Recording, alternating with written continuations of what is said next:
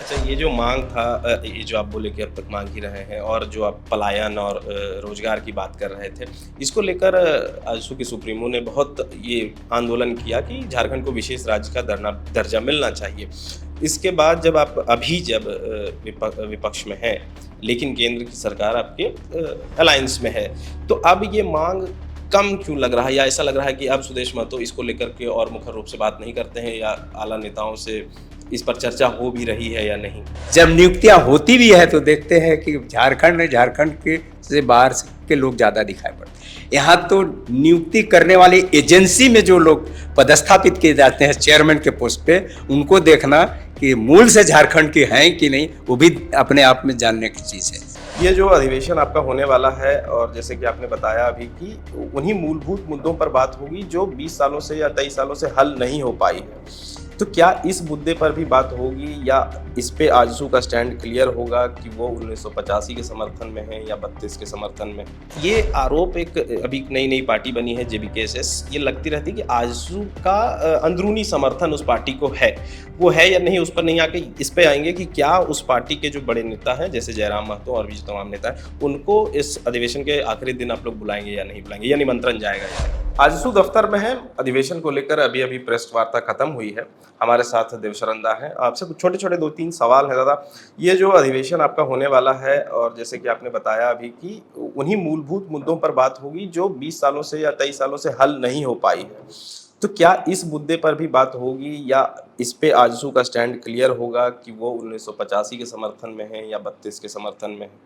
क्योंकि पिछले महीने भी जब इसी महीने जब चुनाव हो रहा था, उस दौरान भी आप ही के पार्टी के नेता 1932 की भी मांग कर रहे थे। हेमंत सोरेन पे आरोप भी था कि वो बोलकर लागू नहीं कर पाए और वहीं पिछले सरकार में जो आप लोग साथ थे तो 1985 भी आप लोग के साथ में लागू की थी भाजपा की सरकार ने। तो इस पर क्या बातें हो पाएंगी इस अधिवेशन में? देखो, हमको लगता है तेरा उम्र हुआ होगा राज बनने के थोड़ा दिन पहले तेरा जन्म हुआ होगा, और हम लोग उस राज को बनाने में लड़ाई लड़े थे। हम लोग ये सपना देखते थे कि राज बनेगा तो यहाँ के लोगों को रोजगार मिलेगा, राज बनेगा तो हमारे लोग यहाँ से नौकरी के लिए पलायन नहीं करेंगे, ये सोचते थे। क्योंकि इस राज में वो पोटेंशियल है, क्षमता है कि हम यहाँ के बच्चों को, यहाँ के युवाओं को पलायन से रोक सकते हैं। दुर्भाग्य क्या है, 22 सालों में ये नीति नहीं बना। जब तक आप ट्रेन का पटरी नहीं बिछाएंगे तो ट्रेन चलेगी कहाँ? आप नीति नहीं बना पाए। स्थानीय नीति, सर्वमान्य स्थानीय नीति जो यहाँ के जनमानस को प्रतिनिधित्व दे सके, यहाँ के लोगों की भागीदारी सुनिश्चित कर सके, ये नहीं हो पाए। हम लोगों ने, हमारी एक पार्टी है आजसू पार्टी, जो लिखित तौर पर, चाहे बाबूलाल की सरकार हो, मधु कोड़ा की सरकार हो, रघुबर की सरकार हो, या जितने भी सरकारें पहले आई हैं, हमने लिखित तौर पर दिया कि अंतिम सर्वे रिकॉर्ड्स ऑफ राइट को ही आधार मानना चाहिए। क्योंकि जहाँ जो अंतिम सर्वे हुआ, ज़मीन का आधार तो वही है। और बाकी कुछ लोग बोलते हैं जिनका ज़मीन नहीं है, तो ज़मीन नहीं है तो उसको पहचानने का उपाय ढूंढना चाहिए। यहाँ दो तरह के से लोग निवास करते, एक तो मूल निवासी जो लोग यहाँ पहले से हैं, कुछ लोग बाई चॉइस यहाँ आए हैं जो पसंद किए इस क्षेत्र को और रहने लगे। तो आपको तो सबको समाहित करके नीतियाँ बनानी होगी। ये तो हम नहीं बना सकते ना, राज्य सरकार को ये सुनिश्चित करना है कि हम अपने राज्य में निवास करने वाले लोगों को कैसे सबका मान सम्मान और स्वाभिमान को सुरक्षित रख सके, यहाँ के युवाओं को बाहर जाने से रोक सके, यही रोजगार दे सके। तो नीति बनाने का काम उधर है। हम लोगों को कभी तुम लोग बोलते हो 85, कभी बोलते हो कुछ, हम लोगों ने हर बार लिखित दिया है और स्पष्ट रूप से कहा है।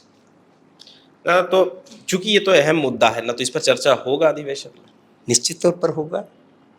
युवाओं, आज अगर युवा रोड पे हैं, आज युवा नौकरी के लिए ठोकरें खा रहे हैं और हर नेताओं के समक्ष जा कर के, चाहे जेपीएससी हो, एसएससी हो, विज्ञापन निकलता है, रद्द हो जाता है, तो लोगों का उम्र ये हो रहा है। ये बहुत बड़ा विषय है। युवा चाहते हैं कि उनको रोजगार मिलना चाहिए, और ये जब तक नीतियाँ नहीं रहेगी, तो हमने पहले ही कहा कि जब तक पटरी नहीं है तो ट्रेन चलेगा कहाँ? ये लोग डेली अखबार में सुबह उठो और दिखेगा इतना 1000 नियुक्तियाँ की जाएगी। जब नियुक्तियां होती भी है तो देखते हैं कि झारखंड के से बाहर के लोग ज़्यादा दिखाई पड़ते हैं। यहाँ तो नियुक्ति करने वाली एजेंसी में जो लोग पदस्थापित किए जाते हैं चेयरमैन के पोस्ट पे, उनको देखना कि मूल से झारखंड के हैं कि नहीं, वो भी अपने आप में जानने की चीज़ है। चाहे वो एसएससी हो, जेपीएससी हो, बहुत सारे जितने जहाँ से नौकरियाँ मिलती हैं, वहाँ जो मूल लोग हैं जिससे के थ्रू बहाली होता है, उनको तो पहले जांच करके देखो कि वो अहर्ता में आते हैं कि नहीं। तो इसमें तो आप भी कई टर्म में सरकार के साथ रहे हैं, उस वक्त भी तो लोग बाहर के ही होंगे ऐसे बड़े पदों पर या नीति बनाने में, या आप जब लिख कर भी नीति सरकार को देते रहे हैं, फिर इस तरह की अभी तक 23 साल होने के बाद भी एक ढंग की नीति बनकर नहीं आ पाई है जिससे लोगों को मतलब रोजगार के क्षेत्र में बढ़ावा मिले, तो क्या क्या कारण रह जा रहा है? झारखंड में सब चीज़ है। झारखंड में कमी है तो सही लीडर का घोर अभाव है, लीडरशिप का अभाव है जो स्पष्ट निर्णय ले सके, जिसका जो कमी दिखाई पड़ रहा है। हम लोग आज तक उस कुर्सी पे नहीं बैठे हैं जहाँ से निर्णय होता है, हम उस कुर्सी पे बैठे हैं जहाँ से मांगा जाता है। तो मांगने वाला तो मांगने का काम करता है ना, आज तक तो मांगिए रहे। अच्छा, ये जो मांग था, ये जो आप बोले कि अब तक मांग ही रहे हैं, और जो आप पलायन और रोजगार की बात कर रहे थे, इसको लेकर आजसू के सुप्रीमो ने बहुत ये आंदोलन किया कि झारखंड को विशेष राज्य का दर्जा मिलना चाहिए। इसके बाद जब आप अभी जब विपक्ष में हैं, लेकिन केंद्र की सरकार आपके अलायंस में है, तो अब ये मांग कम क्यों लग रहा है, या ऐसा लग रहा है कि अब सुदेश महतो इसको लेकर के और मुखर रूप से बात नहीं करते हैं, या आला नेताओं से इस पर चर्चा हो भी रही है या नहीं? क्योंकि आजसू का तो एक मुख्य मांग रहा है कि झारखंड को विशेष राज्य का दर्जा मिलना चाहिए। ये मांग केवल हमारा नहीं रहा है, ये सब दल का मांग होना चाहिए और सभी दल को मांगना चाहिए।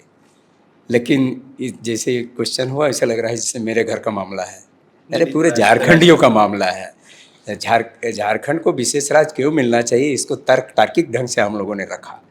लेकिन इस तरह से बातें उठने लगी जैसे आजसू का गरबैया मामला है, इसको झारखंड विशेष राज्य तो है ही, 5th शेड्यूल के अंतर्गत आता है। बहुत सारे एक्ट्स हैं यहाँ, CNT एक्ट, SPT एक्ट में बहुत सारा चीज़ है, और जो मापदंड दिए गए हैं विशेष राज्य के, उन तमाम मापदंड को हम पूरा करते हैं। इसलिए हम लोगों ने विशेष राज्य की बात कही थी, इसको राज्य सरकार के थ्रू यहाँ से पारित करके भेजना था। तो सरकार में तो हम खुद बैठ नहीं पाए, केवल हमने पहले ही कहा कि हम मांगने तरफ हैं, देने के तरफ से ठीक से नहीं बैठ पाए।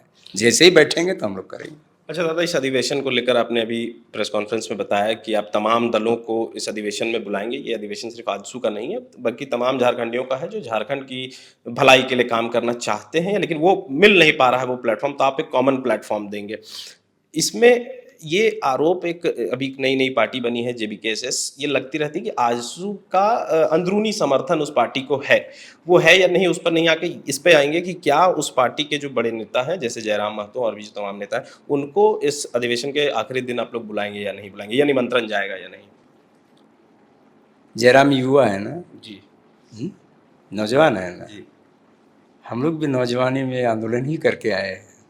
आंदोलन में जो विषय उनके पास है, उनका भी यही सब विषय है। नौकरी मिलनी चाहिए, स्थानीय नीति बननी चाहिए, 60-40 नहीं चल तो, यही सब तो विषय है। इन विषयों को लेकर के चर्चाएं होगी, हम निश्चित तौर पर आमंत्रित करेंगे कि भाई इन विषयों पर तुम लोग अपना भागीदारी सुनिश्चित करो। ठीक है दादा। तो हमारे साथ थे देवशरण भगत और हम आपके साथ हैं ऋषभ गौतम। आप देख रहे थे द फोर्थ पिलर .न्यूज़। कैमरे के पीछे हैं अभिषेक। धन्यवाद। अगर आप चाहते हैं कि हमारे वीडियोस का नोटिफिकेशन आपको बिना देरी के मिलता रहे, तो आप इस चैनल को फॉलो और सब्सक्राइब जरूर कर लें। बाकी आप हमारे काम को लेकर कोई सुझाव हमें देना चाहते हो तो कमेंट बॉक्स में आप सादर आमंत्रित हैं। इसके अलावा हमारे वीडियोस आपको अलग अलग ठिकानों जैसे फेसबुक, इंस्टाग्राम, ट्विटर पर भी देखने को मिलेंगे, जिसके लिंक डिस्क्रिप्शन में डाल दिए गए हैं। शुक्रिया।